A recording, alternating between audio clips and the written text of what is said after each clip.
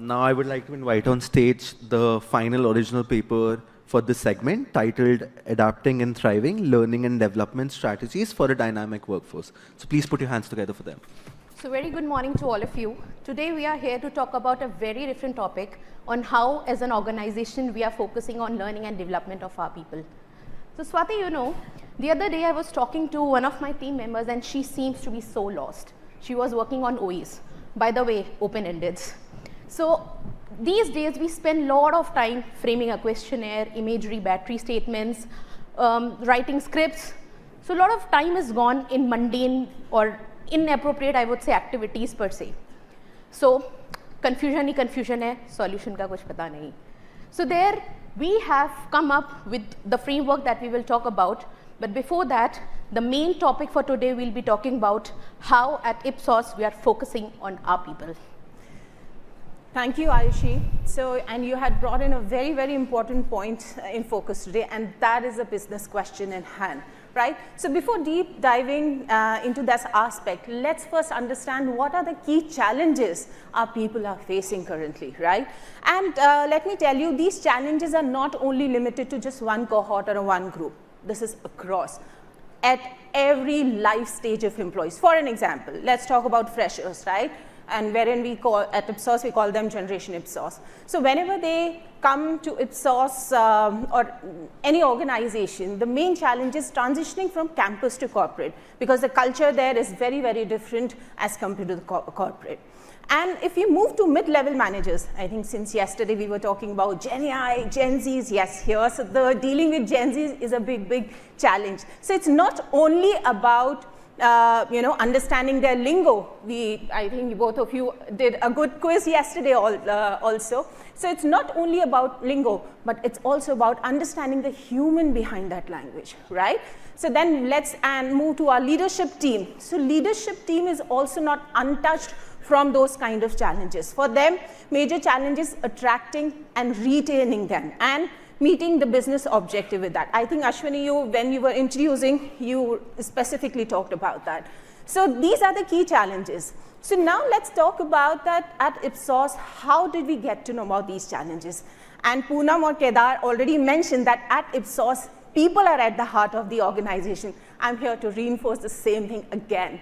Yes, at Ipsos, people are at the heart of the organization. So we have multiple touch points. We do HR Connects regularly, minimum 50 plus per month. We have stakeholder meetings, exit connects, and also regular engagement surveys and all that. Right, so now since we are aware about our challenges, we knew how had we reached there, and on that basis, we had prepared a framework, a very robust framework, I must say, to address the issues. Again, as people are at the heart of the organization at Ipsos, so is for this framework too. So when we were designing this framework, the center was again the people, that how we can develop our people at heart, right? And and there are 4 pillars of this framework, which is culture, values, client, and technology. And it is very, very strongly founded on these 4 pillars. Now let's talk about the freshers journey. So as soon as people come to the organization, we call them anyways Generation Ipsos, and we very, very strongly invest in them, whether in terms of helping them in transitioning from campus to corporate, but that is not limited to that itself. It's more about training them into behavioral skills and functional skills, research basic, and more. So now impact-wise, if we say that in last couple of years, we have trained almost 250 plus GIs or MTs or GTs, right? Now, another aspect in this entire framework is Ninja Network and Agile Talent. Again, this is a very, very fresh initiative which we had come up with, which is about nurturing people's passion, right? So we do our regular work, we do projects, studies, that is business as usual, BAU, right? What's beyond that? Because as Amitabh, you also talked about nurturing their passion, so the same thing we do there, right? So we have around 6 beautiful projects running, those are agile projects, and we have 50 plus ninjas participating in these projects, and these projects are of organizational importance. Another aspect is GenAI training and projects. So I'll not talk much about that because Poonam and Kedar had done a fantabulous job in talking about the GenAI training and projects we have. Just to talk about the impact, though they had already talked about the productivity and everything else, but the participation-wise, it's immense. It's immense. And that's training. But from project perspective, again, we have 6 projects running, which is being mentored by our senior leaders, and all these Gen Zs and even mid-level managers are also participating in these projects too. Now, let me take a step forward and also share that the entire learning and development framework is not only restricted to the local trainings, classroom trainings, virtual trainings, but it's more beyond that, right? So we believe in having the open dialogue. We believe in collaboration. Hence comes the iShare initiative. And Ayushi, I remember last month you had taken a wonderful iShare session on sustainability. How did it go there? Swati, it was a fantastic session, and let me tell you, I'm already loaded with a lot of questions on how my sustainable journey is going. Brilliant. Then I'm going to invite you again in maybe next sessions too. And the best part about these iShare sessions are they are not restricted to research itself.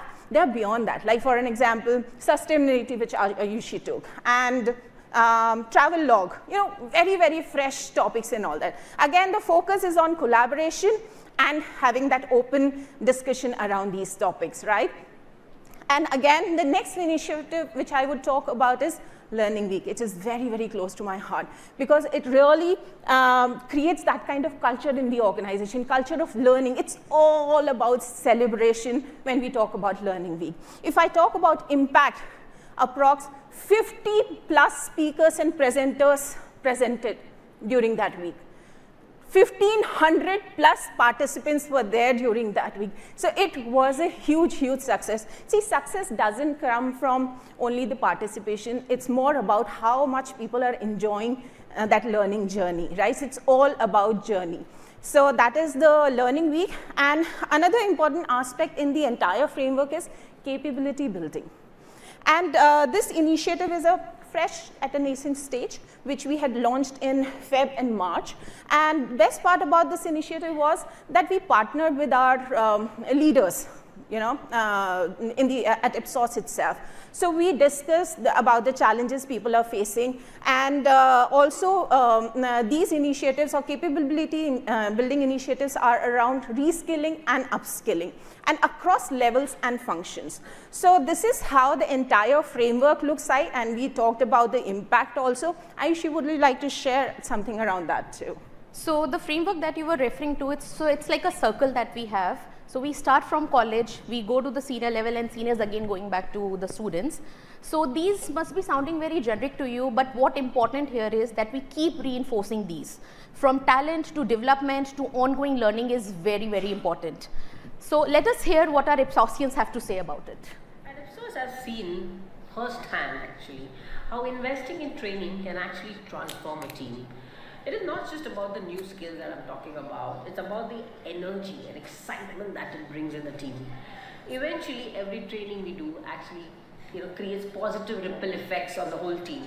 People tend to engage more, people collaborate better, and of course there's an impact on productivity. Hence, when you empower your teams with knowledge, you're actually empowering them to do great things.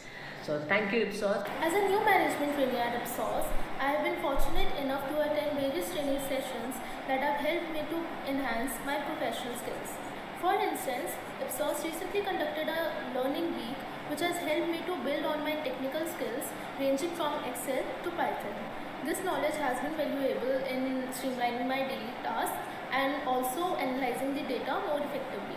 Not only this, Ipsos also conducted an AI week wherein we have learned more about artificial intelligence and how to use our internal tool to gain more valuable insights. There is even more training on the horizon, as I am really looking forward to the upcoming training sessions in Mumbai that is being held for all the management trainees, wherein we will learn more about Ipsos values and culture. So yes, all the knowledge and skills that I have developed through these trainings have really helped me to contribute meaningfully to my team. So yeah. So we've already seen what our people have to say, and by the way, as we speak, these MTs are already in Mumbai for their training sessions.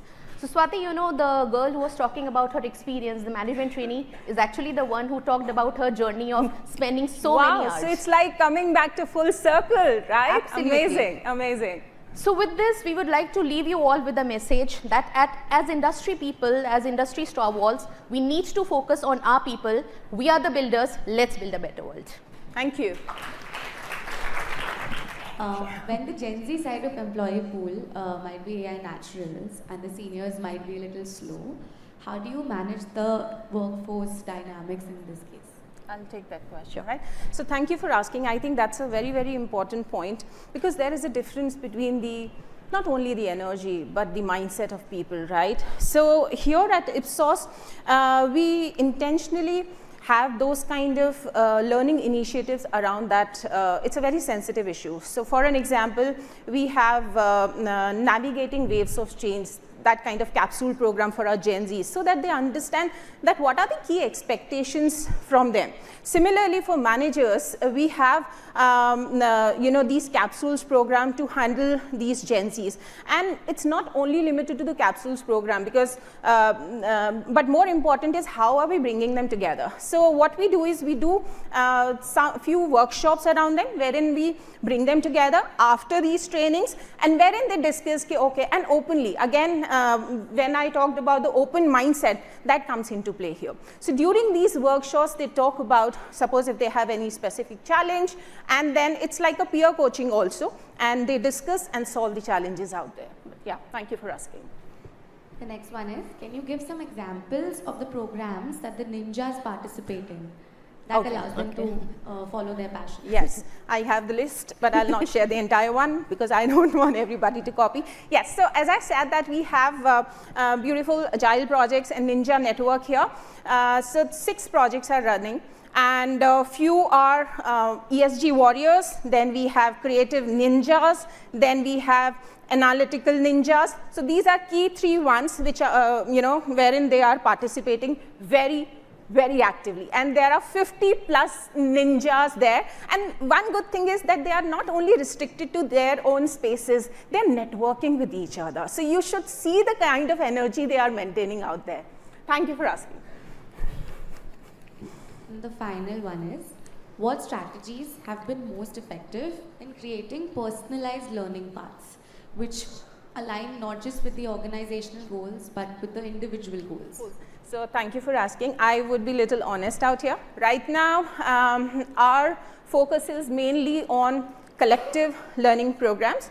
Like, and it's not, okay, some, senior leadership has said, okay, these are the 5 programs are important. No, it's not like that. So we have those workshops with our senior leaders, along with different cohorts, like the sample cohorts of every level.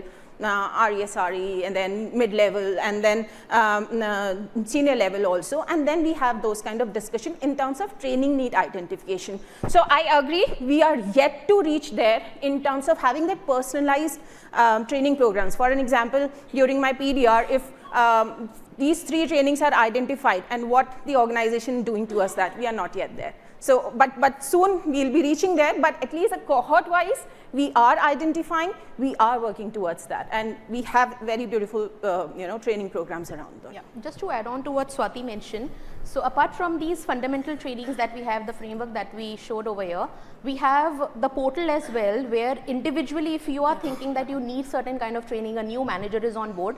So there are trainings that are there, not personalized, I would say, but recurring trainings which are already on the portal, where you can go access them individually. So like Swati mentioned, we are yet to move towards that personalized training, but yes, we are on the direction on that journey. Yeah, and I can proudly say, as at Ipsos, people are at the heart of the organization, but also, if somebody is a self-learner, as an organization, Ipsos is one of the best places to be. Yeah, with that note, I'll leave it to you. Thank you. Thank you.